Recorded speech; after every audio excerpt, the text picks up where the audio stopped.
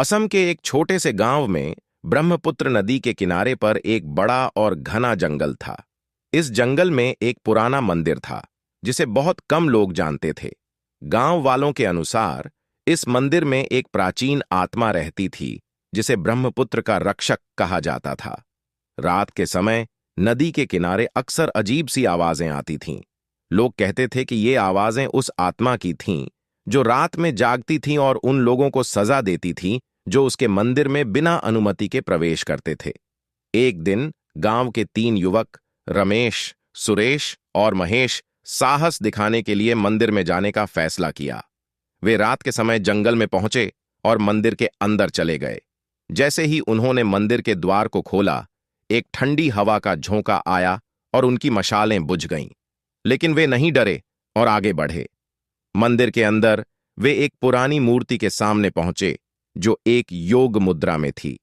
जैसे ही उन्होंने मूर्ति को छुआ, अचानक मंदिर के अंदर एक भयानक गर्जना गूंज उठी। तीनों युवक डर से कांपने लगे और भागने की कोशिश की, लेकिन उन्हें लगा जैसे कोई अदृश्य शक्ति उन्हें पीछे खींच रही हो। कुछ ही पलों में वे सभी बेहोश हो गए। अगली सुबह गांव वालों ने उन्हें मंदिर के पास बेहोशी की हालत में पाया। जब उन्होंने होश में आकर गांव वालों को अपनी कहानी सुनाई तो सब डर गए। किसी ने भी फिर उस मंदिर की तरफ जाने की हिम्मत नहीं की। कहते हैं कि वे तीनों युवक कभी भी पूरी तरह से ठीक नहीं हो पाए। वे हमेशा उस रात की डरावनी घटनाओं के बारे में बड़बड़ाते रहते थे। गांव वालों का मानना था कि ब्रह्मपुत्र का रक्षक अभी भी वहां है और वो किसी भी अनधिकार प्रवेश को सहन नहीं करता। इस घटना के बाद गांव में किसी ने भी उस मंदिर की तरफ देखने की हिम्मत नहीं की और वह जगह धीरे धीरे पूरी तरह से वीरान हो गई।